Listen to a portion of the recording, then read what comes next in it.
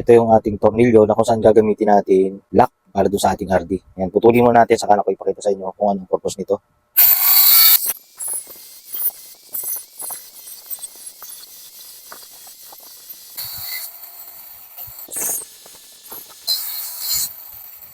So ito yung ating RD, sira na yung pinakang lock niya sa likod, nawala na yung laman.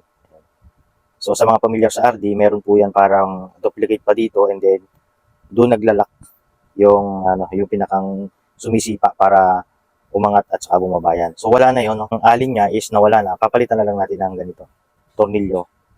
Eksakto naman yung tornilyo natin, kaya lang pinutulan natin kasi tatama siya doon or lalabas siya doon sa may RD. So ito, tama-tama lang tong haba na to kasi yan ang DIY ko, no? Para ipakita ko lang sa inyo na yung ganitong klase ng RD na sira na, magagamit pa natin. At ayan nga ang ginawa natin. Ayan. Bali itong tornilyo, lilinisan ko ba?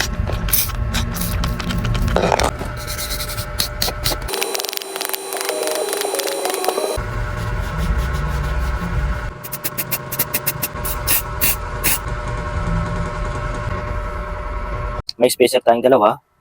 And then ito na yung pinakita ko sa inyo na pinuputol ko na tornilyo. So exact yung laki niyan dito sa butas. Pasok lang natin yan dyan. Ayan. Ito na yung magiging lock. And then dalawang spacer dito sa kabila. Kahit isa pwede. Depende sa putol ng tornilyo ninyo.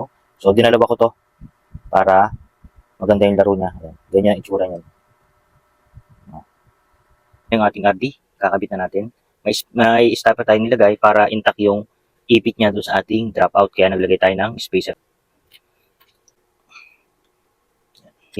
So, ang disadvantage ng ganito na DIY natin, angle ng ating RD, nakapix na yan. Kung anong position ng lapat mo dyan sa RD natin, yan na yan. Unlike dun sa hindi natin DIY pa, okay pa yung pinaka. Yan, unless lang, luluwagan mo itong tornilyo and then, ibababa mo yung RD. Papunta ron. Halimbawa ito, i-adjust ko siya ng konti, masyadong tingala. Yan, gaganyanin ko lang siya, and then hihigpitan ko na ulit. Yun ang disadvantage ng ganitong DIY. Pero at least magagamit natin. Kasi maganda tong RD. Kaya niyang dalahin yung mga 10-speed na tulog mayaman ganito. Kaya ginamit ko to dito. So ayan, so sana nakatulong ulit ako sa mga idea na ibinigay ko, no? Yung ating RD, sira na yung pinakang attachment para sa ating dropout. Pwede natin gawa ng paraan yan as long as meron tayong tornilyo na lang natin. So ito na yung ating DIY na RD, no? Yung wala na yung pinakang adapter niya dito para ma-lock natin. Ang kaibahan lang ng ganito, no? Ayan, no? Tornilyo na yung ginamit natin. Ito lang tayo ng squeezer para pumantay. Tapos, ito yung tornilyo natin ikinabit. Ayan. At ang disadvantage nito, no? Hindi mo na pwedeng iset yung RD ng papatingalain mo. Ng automatic. I-screw mo lang dito, mag-up siya. Ito, pwede mo itong i-up, luluwagan mo dito, and then, hihilahin mo pataas. And then, hihilahin mo yan pataas. Luluwagan mo muna dito, hihilahin mo pataas, and then, hihigitan mo yung tornilyo. Yun ang disadvantage nito. Pero, ang mahalaga dito, no? Yung RD natin, nagamit natin ulit, speed 1 na tunog mayaman. Nakita nyo, kayang-kaya niyang i-manage yung ating tunog mayaman na sprocket. Dahil yan, DIY ko rin yung RD. Ginawan ko ng paraan para kayanin niya bigat nung ikot ng ating hubs. Kuha natin ng video paano ko DIY yung ganitong klase ng RD na local lang pero kayang i-manage yung ating mga tunog mayaman na hubs. Una natin gagawin yung ating ground race. Ilagay natin doon sa ating port pin. Medyo pukpukin dito ng konti. Kailangan pumasok yan doon sa loob. Palo ko ng rubber mallet. So para hindi ma-damage yung pinakang natin. Dito kasi papatong yung ating bearing. So dapat hindi ma-damage yung pinakang pag bakal, ma-damage yung ating crown race. So hindi dapat ma-damage yan. Ayan siya. So lumapat na siya dun sa pinakang base niya. Ayan. So ni-rubber mallet lang natin para bumuong siya. Ayan. And then sunod natin, sa frame na. Gilid muna natin to. Ito naman ang lalagyan natin. Ito yung ating head tube na kung saan i-attach natin yan sa frame. Malalaman lang natin ang head tube kung lower or higher kapag naikabit na natin. Ibig sabihin, ikakabit ito sa lower, magiging siya na yung head tube na lower. So, ang gamit ko lang sa pagkakabit dito is rubber mallet. Yan. Tanggalin ko lang yung bearing. Baka matamaan para safe. Then, yan. Paluin natin ng dahan-dahan. Okay. Ingatan lang natin Ayan. Naipasok na natin yung pinakang head tube. So, ito yung pinakang lower niya.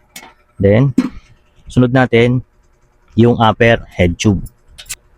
Ito yung upper. Sa taas ito ng ating frame. Tayo natin. Then, paluin natin ng rubber mallet. Okay. Ito nyo, lapat na siya. Yan. Next, ang ating bearing. Dito na nilalagay kapag mayroong grasa na yan. Dumidikit yan. Yan, nakadikit. Kapag hindi dumikit, ang gagawin nyo, dito nyo na ilalagay sa ating port na mayroon ng crown race. Then pagkalagay nyo yan, patayo yung bearing, no?